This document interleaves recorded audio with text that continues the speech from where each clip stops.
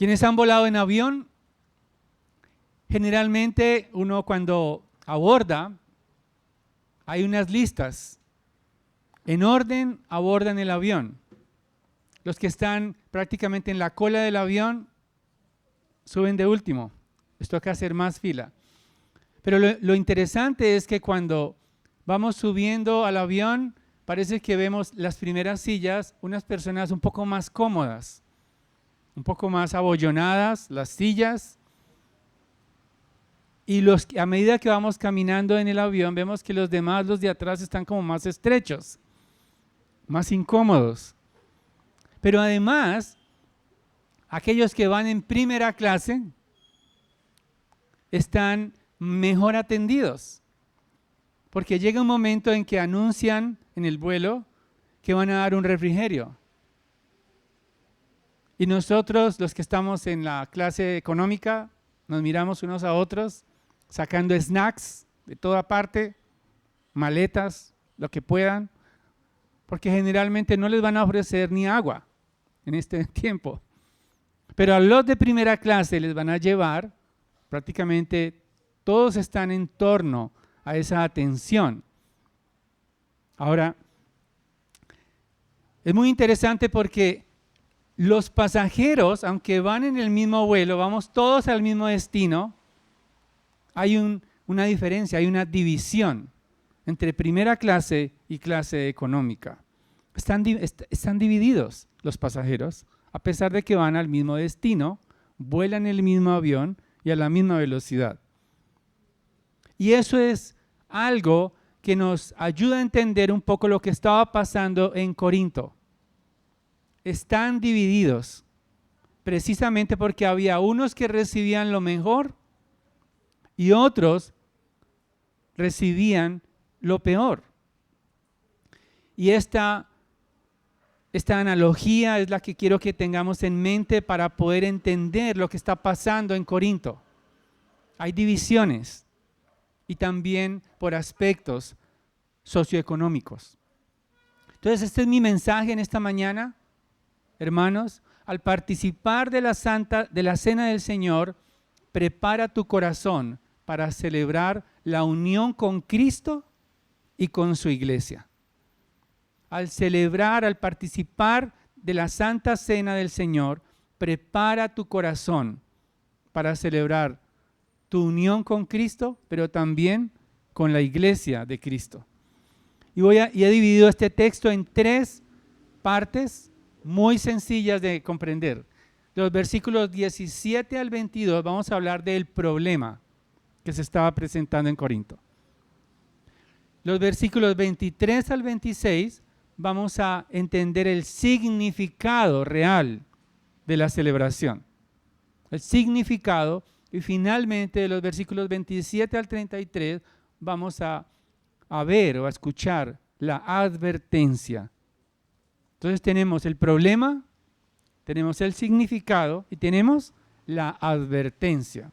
Vamos a hablar inicialmente del problema. A partir del versículo 17, el apóstol Pablo les expresa a la iglesia de Corinto que al darles instrucciones no los alabo. Él les había alabado porque guardaban las tradiciones y capítulo 11, versículo 2, él dice, los alabo porque en todo se acuerdan de mí, guardan las tradiciones, las instrucciones, la doctrina como yo se las entregué, pero ahora él dice, no los alabo porque está sucediendo algo en la iglesia que es bastante lamentable para la gloria de Cristo. Ellos, como hemos visto a través de la carta a los Corintios, a partir del capítulo 11, el tema central es la reunión de la iglesia. Hablamos hace 8 días acerca de algunas situaciones que se estaban presentando con las mujeres en Corinto, pero ahora el tema central es la cena del Señor en la reunión de la iglesia. Y por eso los corintios necesitan escuchar al apóstol Pablo. Él dice en primer lugar, versículo 18, pues en primer lugar oigo que cuando se reúnen como iglesia hay divisiones entre ustedes y en parte lo creo. El apóstol Pablo está diciendo, ustedes se están reuniendo no para lo mejor, que es la gloria de Cristo, sino para lo peor. Van a ser juzgados por Él, sus vidas. Y por eso Él corrige lo que está pasando allí y primeramente habla de las divisiones que se estaban presentando. En la iglesia de Corinto, según los estudiosos, no celebraban la Santa Cena únicamente con el pan y el vino, sino que previamente, antes de celebrar la copa y el pan, ellos hacían una especie de banquete previo. Unían esa comida con la Santa Cena. Ese banquete es lo que nosotros denominamos ágape. De ahí viene el amor ágape, que es una comunidad, una comunión. Sin embargo, parece que los más pudientes comían lo mejor. Ellos llegaban más temprano y cuando llegaban los pobres, ya ellos habían arrasado con todo. Entonces había algunos que cuando llegaban, algunos eruditos creen que era simultáneamente que ellos comían delante de los pobres y otros dicen que probablemente primero se saciaban y luego entonces, ahora sí vamos a celebrar la Santa Cena. Por eso dice el apóstol Pablo que hay divisiones, en este caso la división era por causas socioeconómicas, no era una división con los incrédulos. Lo más triste de lo que estaba pasando en Corinto no era que ellos se dividían con los incrédulos, sino entre los mismos creyentes dentro de la iglesia. Pero el apóstol Pablo dice que esas divisiones son necesarias para hacer evidentes quiénes son infieles, dice el versículo 19, a fin de que se manifiesten entre ustedes los que son aprobados. Dice R.C. Sproul, Pablo reconoce que nada ocurre fuera de la voluntad divina y que Dios puede usar aún el pecado humano para promover sus propios propósitos. El apóstol Pablo está dirigiéndose a los corintios y era necesario que hubiera esos bandos, esas facciones, para manifestar quiénes son realmente los fieles y quiénes no. Ahora, ¿cómo se expresaban esas divisiones? Como les decía, cada uno llevaba su propia comida, comían de manera individualista sin pensar en el otro. Por lo tanto, se había desfigurado el símbolo de la cena del Señor. Porque en vez de mostrar unidad, se mostraba egoísmo e indiferencia para con otros. Ellos se menospreciaban unos a otros, subestimaban a los hermanos menos favorecidos. Es lo que está pasando en Corinto. Y Matthew Henry, un teólogo, dice lo siguiente: hay 3 pecados que se pueden reconocer allí en esa actitud de los corintios. En primer lugar, menosprecio por la iglesia de Dios. En segundo lugar, falta de consideración a los pobres de la iglesia. Y en tercer lugar, atentar contra la unidad de la iglesia. El apóstol Pablo él dice en el versículo 21, porque al comer cada uno toma primero su propia cena y uno pasa hambre y otro se embriaga. O sea, mientras algunos ya se habían saciado, otros llegaban y tenían hambre. Hay estas preguntas que encontramos en el versículo 22, son unas preguntas de exhortación a la iglesia de Corinto. El apóstol Pablo dice, ¿qué? ¿No tienen casas para comer y beber? El problema en Corinto no era que no debían comer ni disfrutar de la comida. No, o sea, ellos podían hacerlo, pero en sus casas. No tenían que llevar esos banquetes al celebrar la comunión y la cena del Señor, en la reunión de la iglesia, para mostrar que ellos se saciaban delante de los pobres. O sea, ¿por qué no lo hacen en sus casas? Dice el apóstol Pablo. Él dice, o desprecian la iglesia de Dios, avergüenzan a los que nada tienen. ¿Qué les diré? ¿Los alabaré? En esto no los alabaré. Es una reprensión del apóstol Pablo a la iglesia de Corinto. Se reunían no para mostrar unidad, sino para mostrar egoísmo e individualismo. Y el apóstol Pablo no los alaba por eso. Tenemos que reflexionar también como iglesia. Quizás la situación de Corinto está lejos de nosotros, en distancia, en tiempo. Pero quiero preguntarte en esta mañana, ¿qué te divide de tus hermanos en la fe? ¿Qué te separa de tus hermanos en la fe? ¿Cuál es la distancia que tienes con los hermanos en la fe? Porque podemos estar juntos, reunidos, cerca uno de los otros, pero en distancias de amor hacia nuestros hermanos. Quizás hay diferencias sociológicas, intelectuales, teológicas. Hay diferencias que quizás no compaginan con tus expectativas.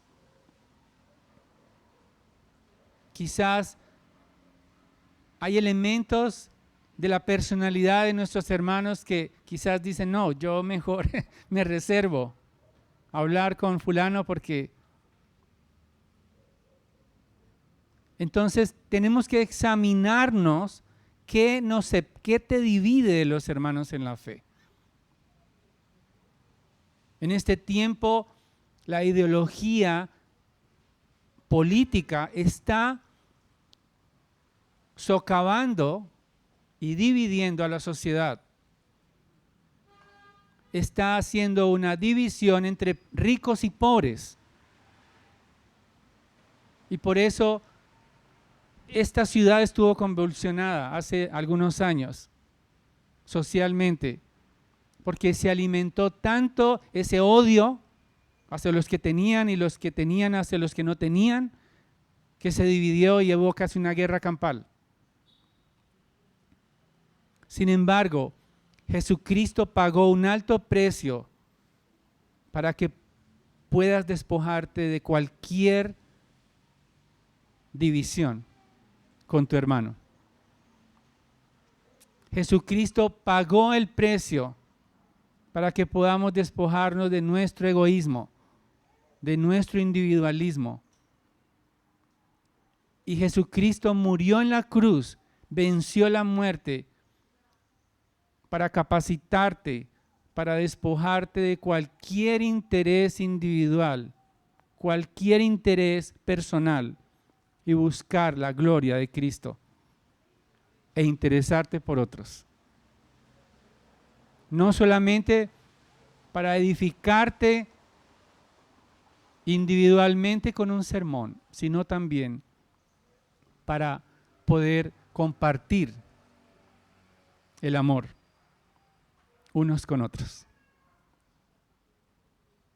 Al participar de la cena del Señor, prepara tu corazón para celebrar tu unión con Cristo y con la iglesia de Cristo. No están divorciados. Ese era el problema. Ahora, los versículos 23 al 26, vamos a entender el verdadero significado de la Santa Cena. Y el apóstol Pablo, a partir del versículo 23, dice, porque yo recibí del Señor lo mismo que les he enseñado. Él recibió las instrucciones acerca de cómo celebrar la cena del Señor, probablemente no directamente del Señor, pero ya había una tradición entre las iglesias en ese momento.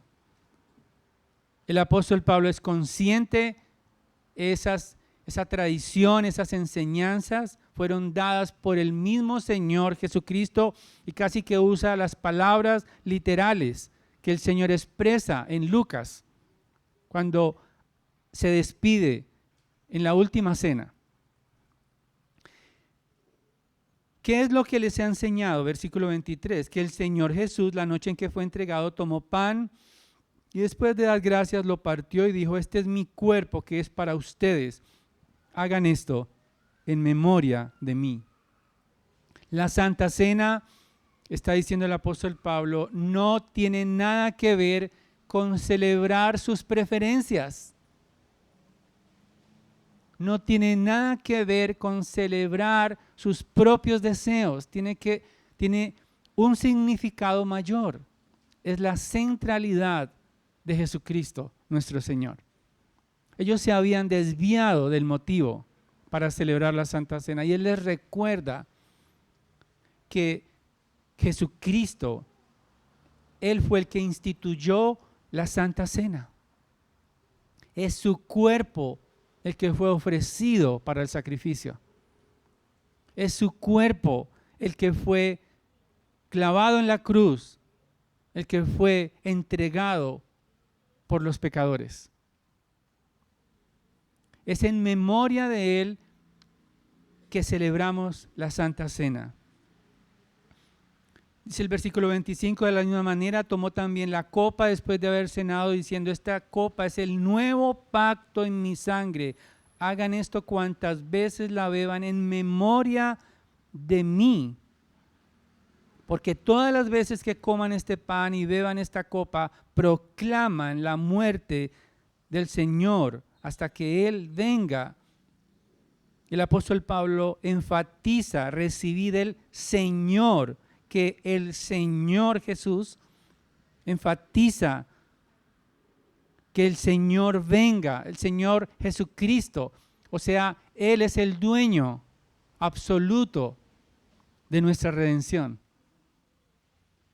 El Señor significa que somos esclavos de Jesucristo, que si no fuera por Él, estaríamos en el pecado.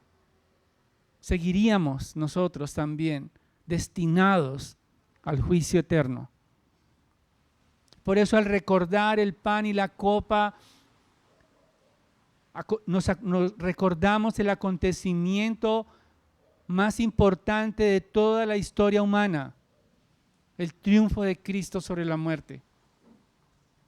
No tiene nada que ver con propósitos individualistas o egoístas. Excluye cualquier otra forma de salvación por obras. Solo la exclusividad de Cristo para salvación. El Señor Jesucristo, precisamente con su sangre, inaugura el nuevo pacto que leíamos en Jeremías capítulo 31, versículo 31 en adelante. Es decir, vendrían tiempos cuando ya serían perdonados los pecados. El Espíritu Santo, dice Jeremías, vendría a nosotros, vendría a su pueblo para limpiar el pecado, para dar un nuevo corazón, para dar un nuevo entendimiento de quiénes somos nosotros y quién es Dios, para tener comunión con Dios. Y la Santa Cena recuerda quiénes somos nosotros en Cristo. Su sangre, su cuerpo está mostrado de manera visible. Mostramos el Evangelio de manera visible cuando celebramos la Santa Cena. No hay que hablar, porque al comer y beber estamos recordando la gloria de nuestra salvación. La Santa Cena proclama el Evangelio públicamente a través de medios visibles en vez de verbales. Al final el versículo 26 nos dice: porque todas las veces que coman este pan y beban esta copa, proclaman la muerte del Señor hasta que Él venga, es decir, a perpetuidad, hasta que Cristo regrese. O sea, hay una esperanza de cenar con Él. Esperamos en Él. Lo esperamos a Él y por eso celebramos la Santa Cena hasta que Él venga. Porque un día cenaremos con Él. La celebración de la Cena del Señor, dice Matthew Henry, ha de estar animada por una inmensa gratitud y un amor sin límites a nuestro Dios y Salvador, así como a nuestros hermanos, copartícipes de las mismas bendiciones que nosotros. O sea, la Santa Cena no es un acto individual. No sé si algunas veces escuchamos esas expresiones. No, me metí con Dios a solas. Tuve una experiencia con el Señor. Está bien. Devocionales, oración al Señor, está bien. De eso hablábamos en la escuela dominical. Necesitamos relacionarnos con el Señor de manera individual. Sin embargo, en la reunión de la iglesia, en la celebración de la Santa Cena, tenemos que olvidar el individualismo. No es una relación entre Dios conmigo, sino Dios con su pueblo. Y es lo que tenemos que tener en mente al celebrar a Cristo. Que Él salvó un pueblo, no individuos solitarios. La Santa Cena, solo Jesucristo es el único que merece nuestra atención. Porque fue Él quien se ofreció voluntariamente para pagar el precio de nuestros pecados. Él nos selló con su Espíritu. Por medio de su sacrificio, ahora podemos deleitarnos en el Espíritu Santo. Ahora somos convencidos de pecado, de justicia y de juicio, porque Él pagó un alto precio para que nosotros fuéramos sensibles a su voz, sensibles a su palabra, sensibles a sus promesas, para que nuestro corazón no esté únicamente enfocado en nosotros mismos, sino enfocados en la gloria del cielo, aún en las tribulaciones, en las aflicciones.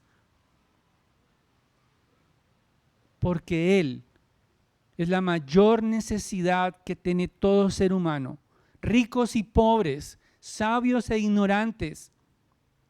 La mayor necesidad es Cristo, ser reconciliados con Dios.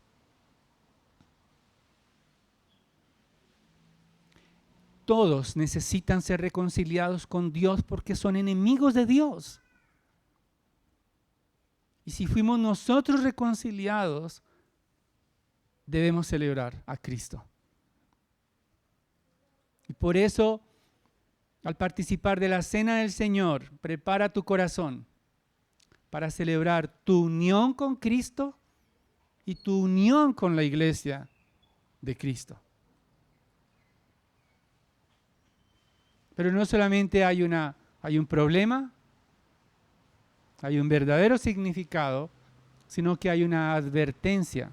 A partir del versículo 27, el apóstol Pablo dice, de manera que el que coma el pan o beba de la copa del Señor indignamente será culpable del cuerpo y la sangre del Señor. Ahora, comer indignamente no se trata de que nosotros somos dignos, sino de comer de manera digna. Es lo que está comunicando la palabra. Porque si nosotros pensáramos que somos dignos, ¿cuándo seríamos dignos? Nunca. No somos dignos de acercarnos a la mesa. No es lo que está diciendo el apóstol Pablo. Él está diciendo, al participar, sí hagámoslo de manera digna. A partir del versículo 28, él aclara, por tanto, es decir, de manera que examínese cada uno a sí mismo y entonces coma el pan y beba de la copa. En otras palabras, no examinar al hermano. Es un examen interno, que el Espíritu Santo va a revelar qué es lo que estoy, cuál es mi actitud real frente a Dios y a la iglesia. Y ser sinceros. Ese examen no es para abstenerme, sino todo lo contrario. Si hago el autoexamen, puedo participar. Es para participar, no para abstenerme de participar.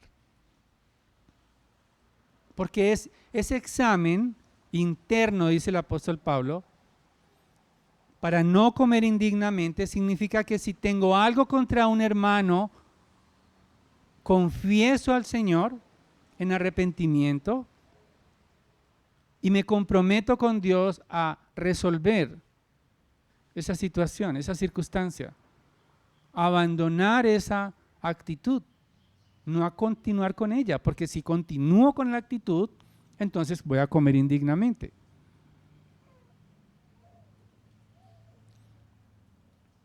Después de hacer el autoexamen de la propia conciencia, entonces podemos arrepentirnos y podemos nosotros comer dignamente la Santa Cena.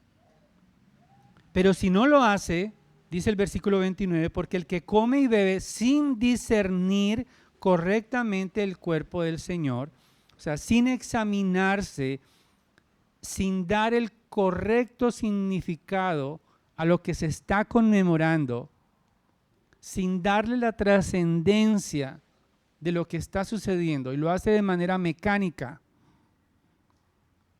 entonces se expone al juicio de Dios. Y no se trata de perder la salvación. ¿Por qué? ¿Cómo lo sabemos? Porque el versículo 33, el apóstol Pablo dice, así que hermanos míos, ellos son hermanos. Sin embargo,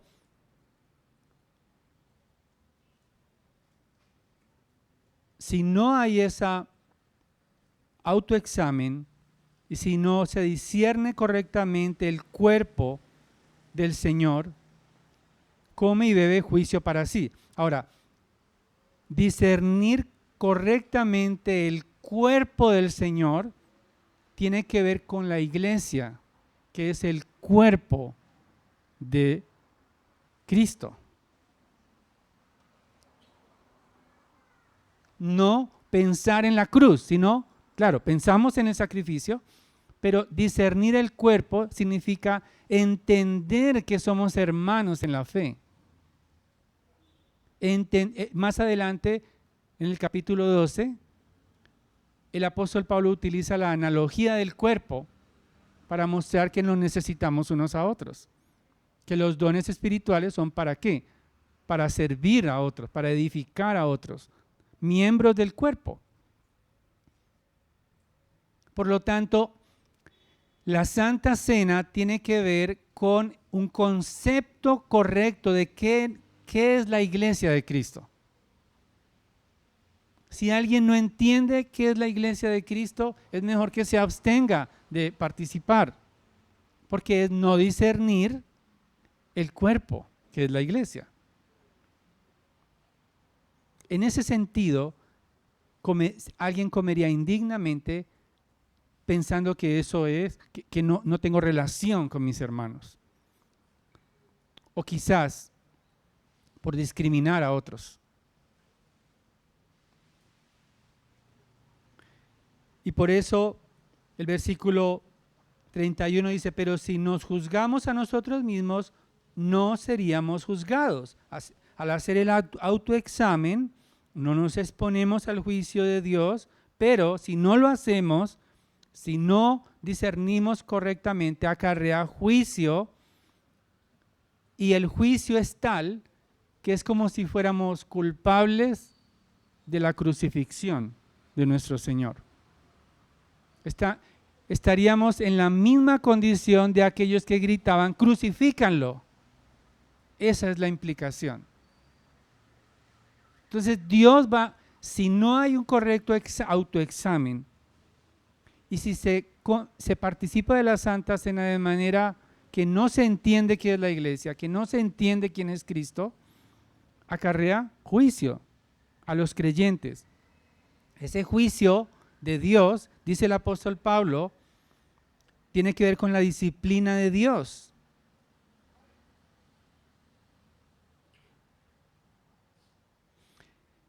Versículo 29, porque el que come y bebe sin discernir correctamente el cuerpo del Señor, come y bebe juicio para sí. Por esta razón hay muchos débiles y enfermos entre ustedes y muchos duermen. Esa expresión duermen tiene que ver, muchos han muerto, pero creyentes, han muerto en el Señor, pero Dios les quita la vida, les quita la salud. ¿Para qué? Para que puedan ser salvos y no sigan ofendiéndolo. No pierden la salvación, pero es preferible morir que seguir pecando contra Dios. Eso es básicamente la disciplina que Dios ejercita. Muchos duermen. Parece que había enfermos entre ellos, había débiles, porque no fueron conscientes de la trascendencia de ese acto solemne, para no ser juzgados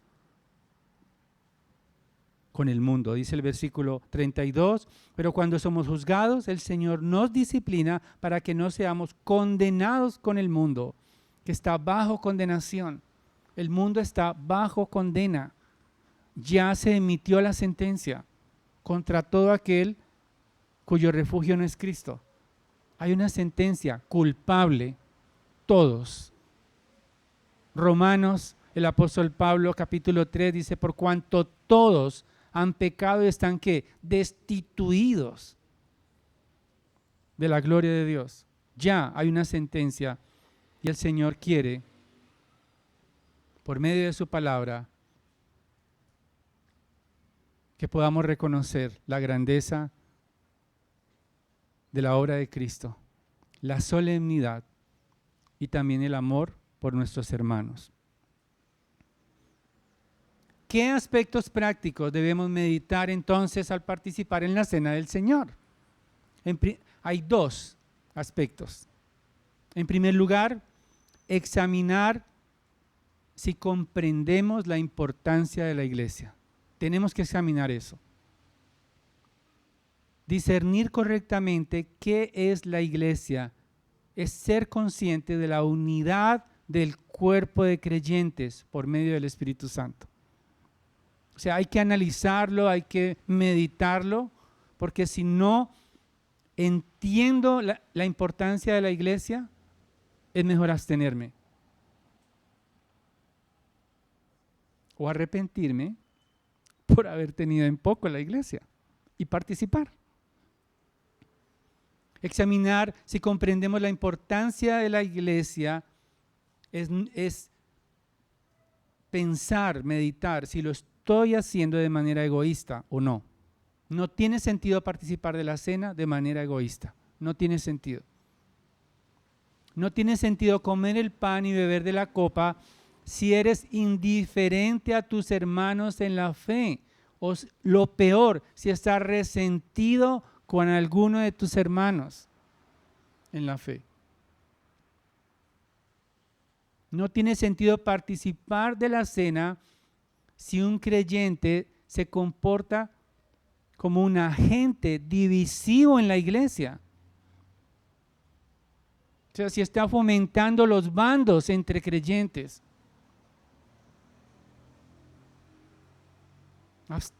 Si eso está pasando, debemos arrepentirnos. Porque vamos a hacer lo mismo de los corintios. Unos son de Pablo, otros son de Apolos, otros son de Cefas. No tiene sentido participar de la cena si estoy pensando en mi grupo particular en la iglesia, teniendo preferencias, facciones. Y si estas actitudes están presentes, debes arrepentirte, despojarte abandonar esas actitudes porque hay provisión de perdón en Cristo. Él murió en la cruz para ser librados del egoísmo. En otras palabras, comprender la centralidad de la iglesia, la importancia de la iglesia, es amar la iglesia de Cristo. En una palabra, amar la iglesia. En segundo lugar, aspectos prácticos.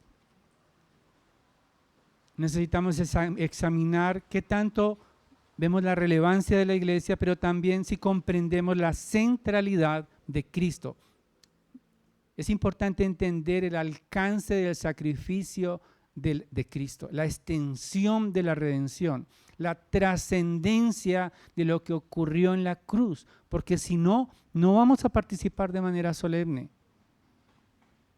sino de manera quizás como una costumbre mecánica.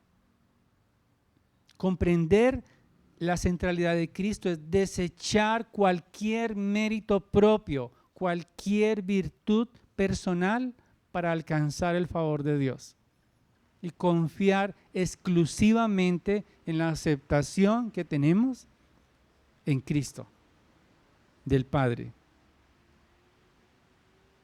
Comprender la centralidad de Cristo es entender el alto costo que fue pagado por el pecado nuestro.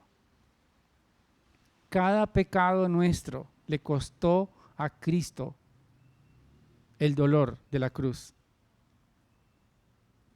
Por eso, antes de pecar, tenemos que no pisotear la sangre de Cristo, como dice el autor de Hebreos, sino abstenernos y usar la salida que Él nos da para no pecar. De lo contrario, no somos conscientes del alto costo que Cristo pagó para reconciliarnos con el Padre eterno. Y comprender la centralidad de Cristo es ser conscientes de su segunda venida. Cuando te sientas tentado a ser quizás individualista, pregúntate a ti mismo, si viniera Cristo en este momento, ¿qué pensaría de mí? En el momento de hacer bandos, de hacer quizás promover las facciones, las divisiones en la iglesia y llegar a Cristo, ¿qué pensaría de nosotros? Por eso la esperanza de celebrar la Santa Cena es nuestra gloria. Celebramos la Santa Cena con el anhelo de verlo nuevamente. Esa es nuestra esperanza. Nuestra esperanza no es que esto cambie. Nuestra esperanza no es política. Nuestra esperanza no es que haya nuevos líderes que resuelvan los problemas de esta ciudad o de este país. Nuestra esperanza está en Cristo, que va a venir a juzgar a los vivos y a los muertos, pero también va a venir por un pueblo santo que le espera. En síntesis, comprender la centralidad de Cristo es amar a Cristo. Amar a nuestro Redentor. Al participar de la Santa Cena del Señor, prepara tu corazón para celebrar tu unión con Cristo y con su iglesia.